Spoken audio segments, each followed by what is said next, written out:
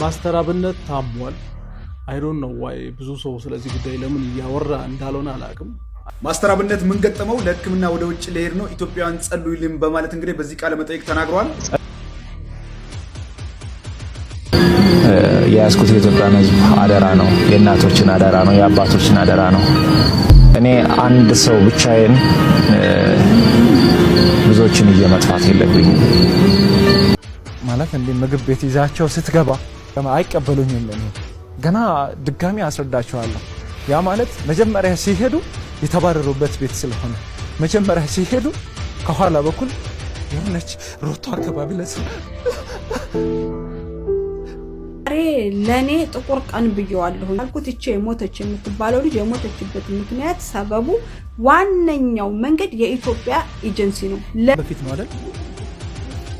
ያጎቷ ልጅ ነኝ እኔ ሲናገሩኝ እኔ ለመንኩት ሰውየውን ምንድናት እቺ ምንድናት ቋንቋ አታውቅም ምናምን ብሎ አመነጫጨቀኝ።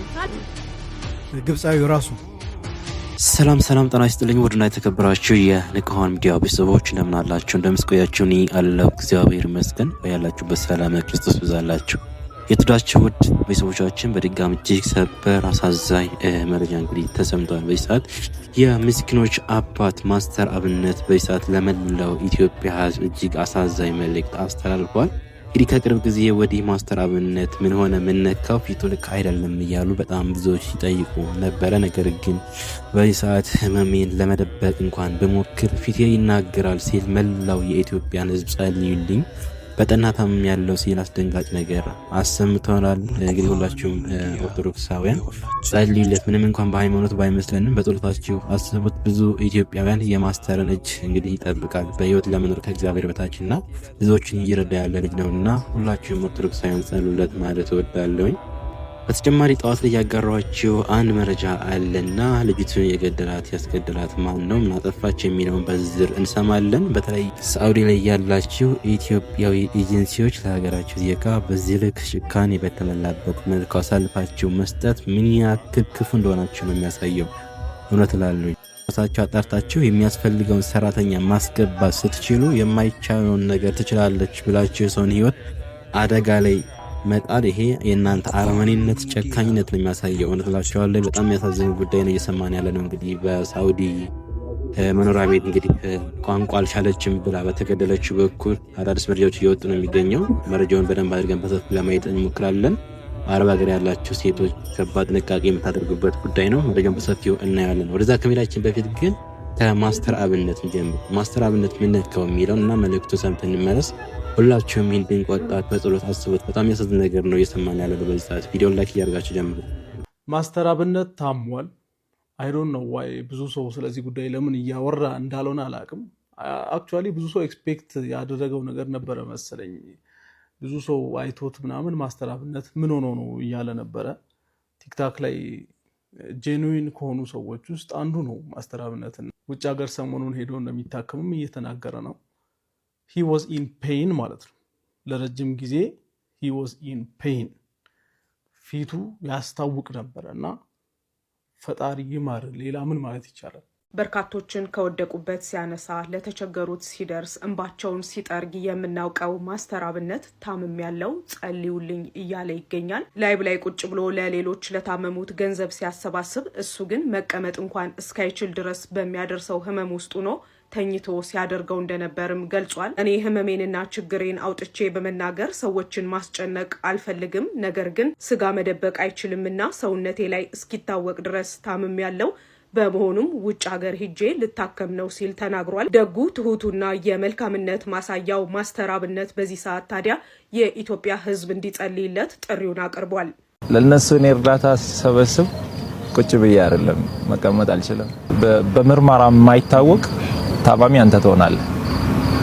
ብትመረመር በሽታው አይገኝም አንተ ላይ ህመሙ አይታወቅም፣ ግን ሳይኮሎጂካሊ ትጎዳለህ። አይምሮይን እያጣህ ነው የምትመጣው፣ ራስን እያጣህ ትመጣለህ።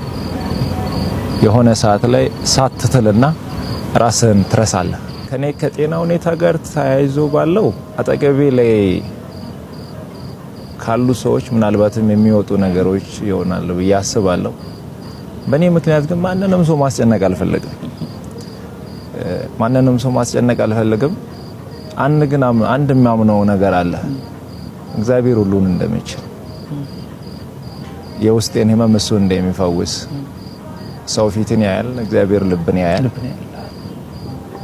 አጥላው ሰውን ስትረዳ የሰዎችን ህመም የሰዎችን ስቃይ ደርሰ መከራቸው አጠገብ ላይ ስትቆም ልክ እንደኔ ሌሎችም እንደዛው ናቸው። ፊታቸውን ስታይ ወጥተው ሲገቡ ለሌሎች ሲተርፉ ለነሱ ይበቃቸው ይመስላል። በዚህ ሳምንት ውስጥ በአንድ ወር ባልሞላ ጊዜ ውስጥ 5 ሰው የህክምና ወጪያቸውን ላይቭ ላይ ቁጭ ብለን ከደጋግ ኢትዮጵያውያን ሰብስበን ወደ ህንድ ሀገር ሄደው እየታከሙ ያለው አሉ። በቅርቡም የሚሄዱ አሉ። በብር ሲተመኑ ብዙ ብር ነው አይደል? ከብር ወደ 30 ሚሊዮን ብር አካባቢ ተሰብስበዋል። አንድ ሳምንት ግን መቀመጥ አልችልም። ለነሱ እኔ እርዳታ ሲሰበስብ ቁጭ ብዬ አይደለም መቀመጥ አልችልም። መቀመጥ የማልችልበት ምክንያት አለ። እሱ ደግሞ ተፈውሶ ሲመጡ እኔ በረታለሁ። የነሱ ገንዘብ ተሰብስቦ እያለቀሱ የነበሩ እናቶች፣ እያለቀሱ የነበሩ አባቶች፣ የአንገቱን የደፋው ወጣት አንገቱን ቀና ሲያደርግ ያቺ እናቷ በኩላሊት ምክንያት ታማ ስታለቅስ የነበረች እህታችን ሳቋን ሲያይ እኔ ልብ ይበረታል። የኔን ህመም እዛ ጋር ረሳለሁ፣ የኔን መታመም ረሳለሁ። ግን ደግሞ ሳልፈልግ ሰውነቴ እየቀነሰ መጣ። እኔ ህመሜን ለሰው ማሳየት አልፈልግም፣ ሰው እንዲያቅብኝ አልፈልግም። አንዳንድ ጊዜ ደግሞ ስጋ ያሳያል። ትልቁ ችግር እሱ ነው። ጃኬት ብትደረብም ታያሉ ውስጥ ያሳያልና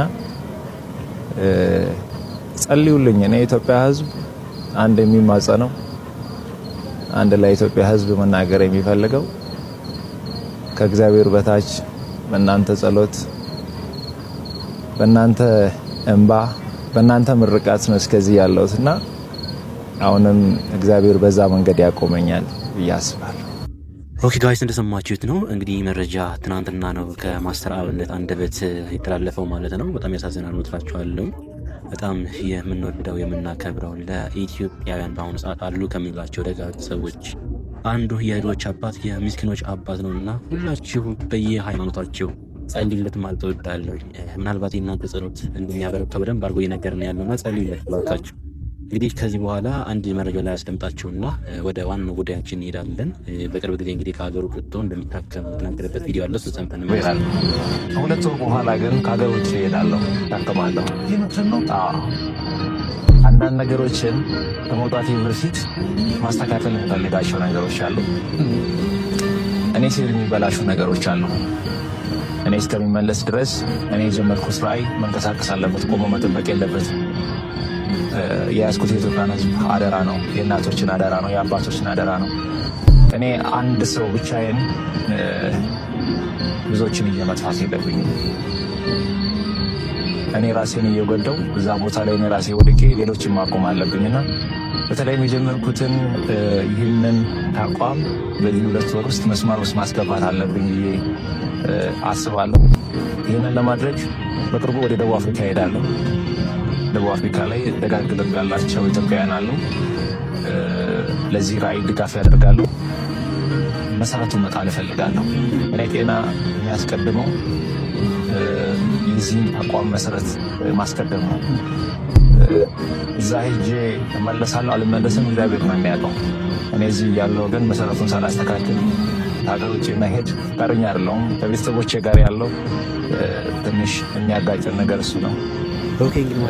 ጊዜው ደርሷል። እግዚአብሔር መልካም ነገርን ያደርጋል። ምንም የሚያሳስብ የሚያስጨንቅ አይደለም። እግዚአብሔር በእኛ የጀመረውን በእኛ ይጨርሳል። አሁን ቀጥታ ወስዳችሁ ወደ ሳኡዲ ጉዳይ እንሄዳለን። እንግዲህ ሳኡዲ ጠዋት አንድ ቪዲዮ አጋርቻችኋለሁ። ተጨማሪ መረጃ ደግሞ ሙሉ እንግዲህ በዛ አካባቢ ያላችሁ ጥንቃቄ ለማድረግም ለፍትህም ስለሚጠቅም ቪዲዮውን ላስደምጣችሁና እንመለስ። ሰላም አለይኩም ረህመቱላሂ ወበረካቱ። ዛሬ ለኔ ጥቁር ቀን ብየዋለሁኝ። የሚመጡት ሙሲባዎች እንደው አላህ በቃ ይበላችሁ እንጂ ቢበለን እንጂ በእህቶቻችን ላይ በጣም ከባድና አሳዛኝ ነው። ዛሬ የሞተችው ልጅና ወሲባዊ ጥቃት እየተደረገብኝ ነው ብላ በቪዲዮ ማስረጃ የላከችልን ልጅ በጣም የሚዘገንንን ነው። በጣም መኖራችንን ራሱ የምንጠላበት ነው። አሁን ይሄንን ቪዲዮ ልሰራ የቻልኩት እቺ የሞተች የምትባለው ልጅ የሞተችበት ምክንያት ሰበቡ ዋነኛው መንገድ የኢትዮጵያ ኤጀንሲ ነው። ለምን ብላችሁ ብትሉኝ ሰዎቹ ሰራተኛ የጠለቡት ቋንቋ የምትችል ነው። እዚህ ያለው ኤጀንሲ ከኢትዮጵያ ኤጀንሲ ጋር ሲጻጻፍ ቋንቋ የምትችል ነው። የኢትዮጵያ ኤጀንሲ የላከላቸው ቋንቋ የማትችል ነው። ሰዎቹ ወስደው 1 ወር ከሞከሩ በኋላ ወደ ኤጀንሲ ሲመልሷት ለምን ቋንቋ አታቂም በማለት ግብፃዊው አሊ የሚባለው ሰውዬ አዝቦና አሰቃይቶ ገሏታል። ቋንቋም ተወቅም አትወቅም መገደል አለባት መገደል የለባትም። ግን ሊያስደፍሩንና ለጥቃት እየጋበዙን ያሉት እነማን ናቸው? የኢትዮጵያ ኤጀንሲዎች ናቸው ማለት ነው። እዛ ላይ ደግሞ ስንጠይቃቸው የሚዋሹት ውሸት በጣም ብዙ ነው።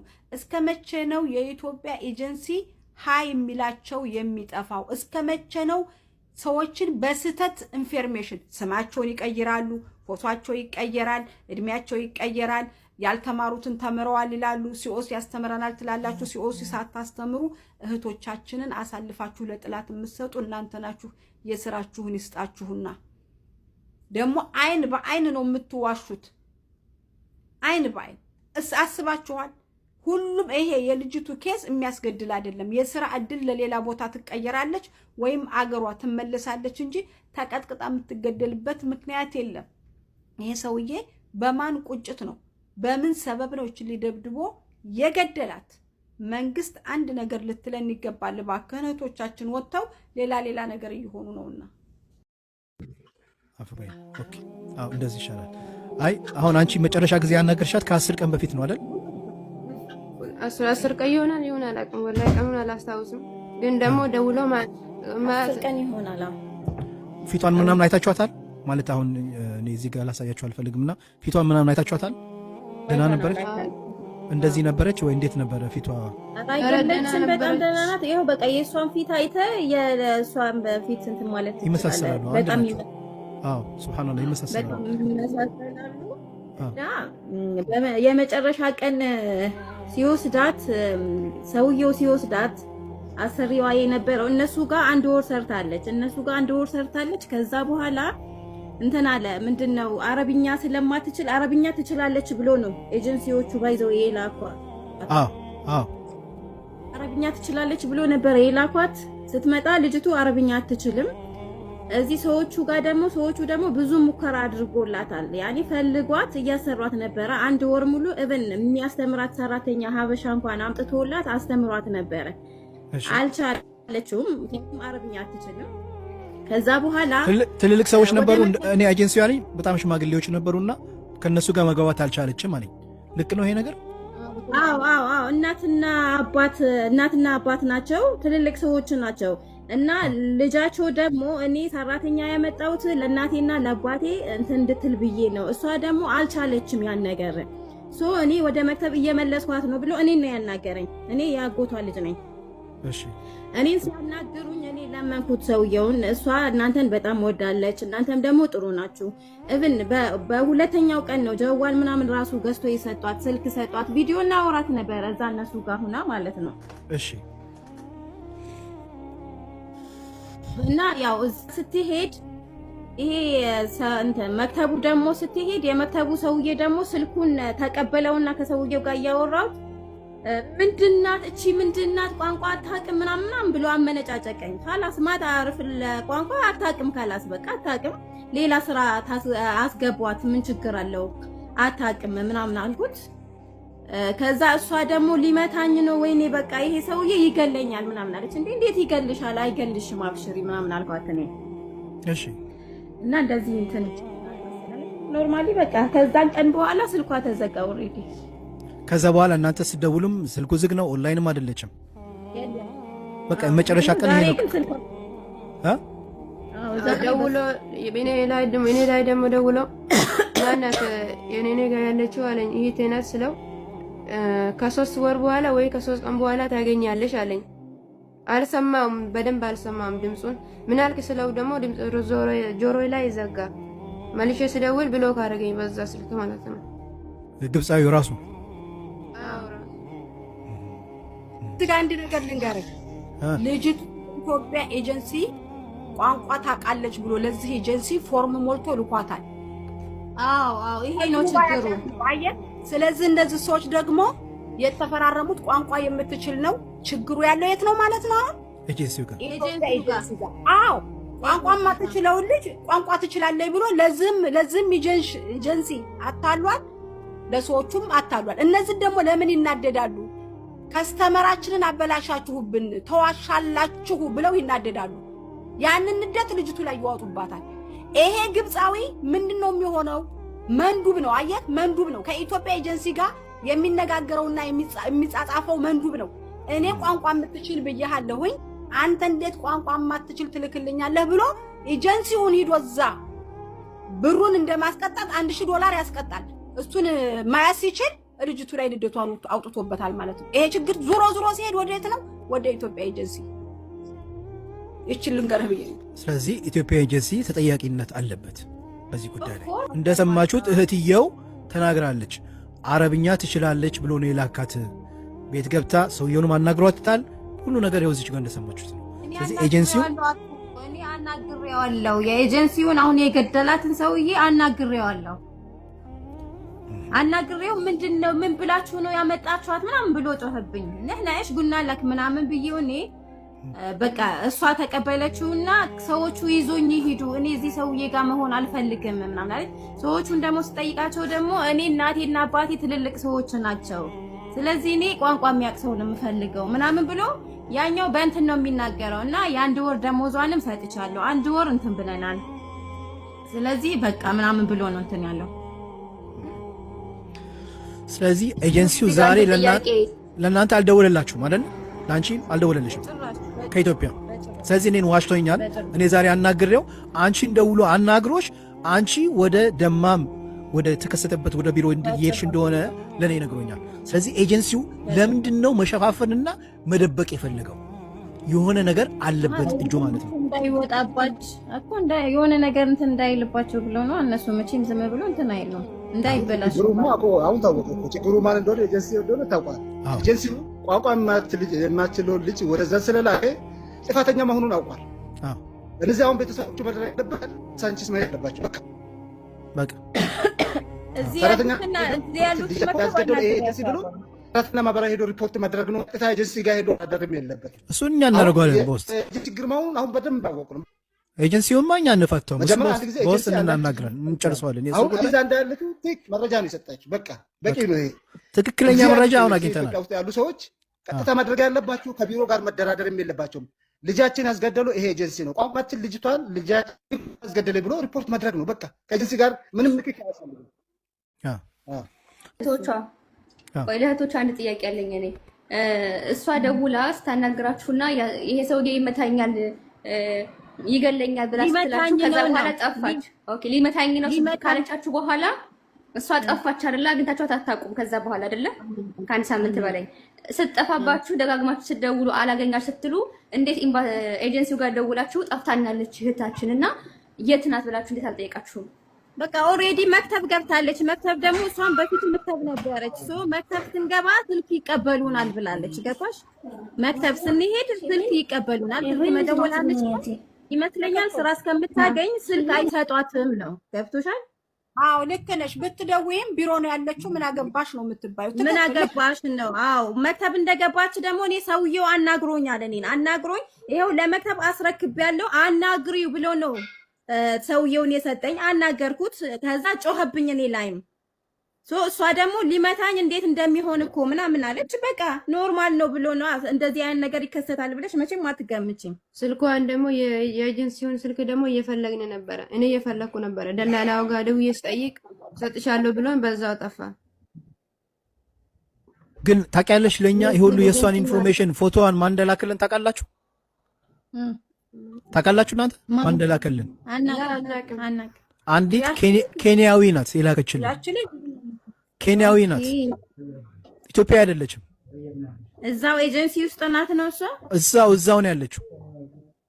ኦኬ ኢትዮጵያ አይደለም፣ እዛው ሳውዲ ቢሮ ውስጥ እኮ አጠገባ ሞታ ሬሳዋ እዚህ እኛ ጋር ያለችው ሬሳዋ እዚህ ነው ያለው እኮ ነው ያለችው። ሳከን ውስጥ ምግብ ነው ማለት ነው። ሳከን ውስጥ